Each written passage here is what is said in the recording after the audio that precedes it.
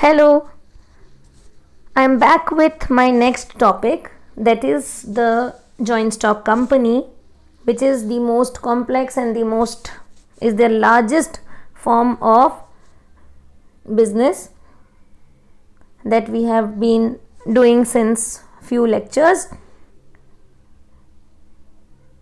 So what is a company? Company is the association of the people. It is a kind of voluntary association of the people who combine together to do some legal business, some business activities, having its own legal status. That means the business identity will be different, the people will be different, and the business would be different.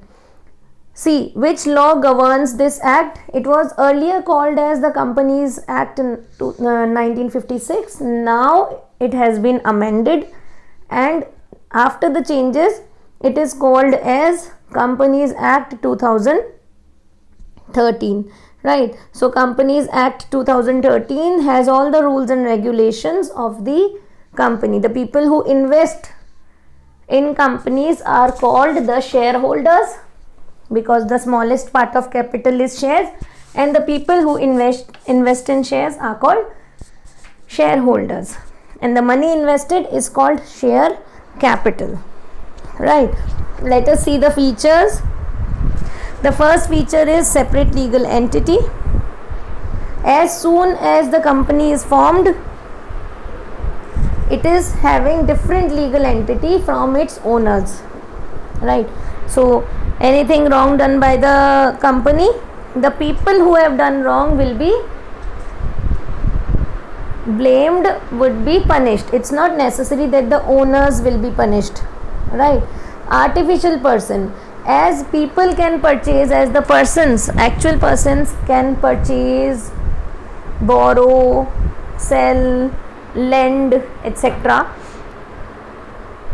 Means in case of companies can also do the same activities. It is called artificial person because it cannot run, eat, breathe, etc., but can borrow money, lend money, can purchase assets, sell the assets, and all that, right?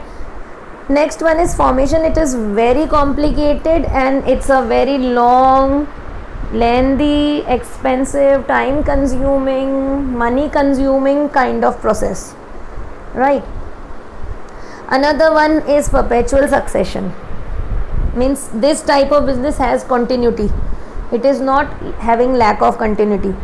Even if somebody dies, even if somebody becomes insane, or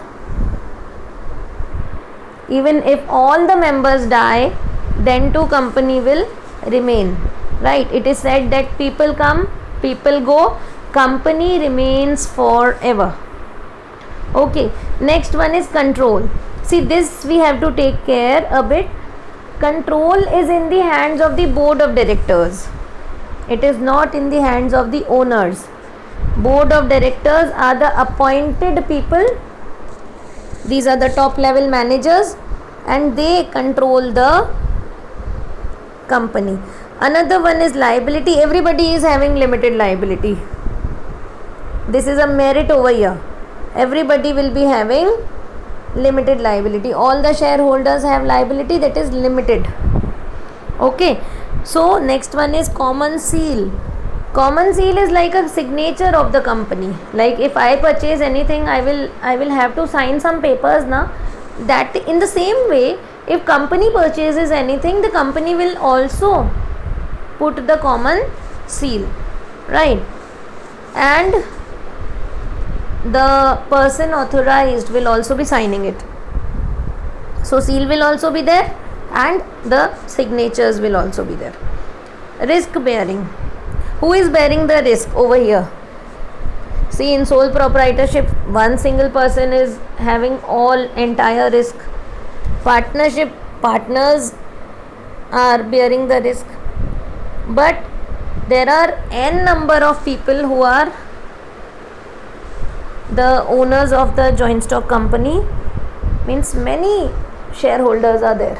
Therefore, they all collectively take up the risk. So the burden of risk is very less. Let us see the merits and demerits. Let us see the first merits. We'll quickly do it. First one is limited liability. Liability, whenever it is limited, it is merit. Transfer of interest means selling of shares. If company is getting money from funds, money from shares, so somebody is the investor, na? So investor can easily, whenever he wants, he can sell the shares also, right? Another one is perpetual existence. I said people come, people go, but company remains forever. So this is the case over here. People come, people go, company will be there.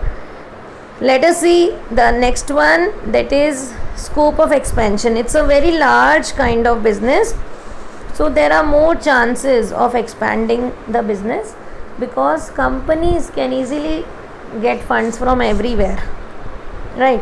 Next one is professional management. If you all remember, we have done a point, lack of managerial skill in sole proprietorship, right? That was a demerit. But here company is having a lot of funds and they can easily arrange highly educated and highly skilled people for their various jobs, right? Let us see the demerits. First one is complexity. Formation is very difficult, very expensive, very time consuming. It's a complex, n number of legal formalities are to be fulfilled, right?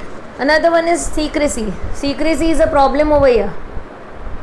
In the rest of the businesses we have done that secrecy was good, but here it's a problem. Why? Because according to the Companies Act 2013, the company has to tell its financial records to everybody. It has to publish it. That is why it's a problem, right? So another one is impersonal work environment. That is, this kind of business does not care of any emotions. It does not take care of any people who are working on any means. No employees, no customers are taken care of. The only thing is that their work environment is such, it is very much professional, right? So there is no personal involvement of anybody in the company. Next one is numerous regulations. As I said, the formation is very difficult, so the company has to follow many rules and regulations. They have to follow Companies Act, they have to follow stock exchanges, they have to follow SEBI, that we can see over here, SEBI, Securities and Exchange Board of India. This is also a regulatory body, and they have to make many legal documents, and then it will be forming, right? Delay in decision making, because it is a very big kind of business. Therefore there is a long chain of people which will be taking the decisions. That is why it takes a lot of time for conducting meetings, for calling of meetings, for taking decisions, and the opportunity can be blown away, right? So another one is oligarchic management. Oligarchic management means, see, generally though it is said that company owners are shareholders and shareholders have voting rights, but all the rights are in the hands of the board of directors. So board of directors can take the decisions which lies in their own personal benefit, right? So shareholders can be at problem over here. That is why it is a kind of demerit in this case. Oligarchic management means management by few people. Owners are many, but it is managed by only few, right? Another one is conflicts of interest. See, there are different stakeholders working in the company, like workers need high salaries, or customers are there, shareholders are there. So everybody have different demands.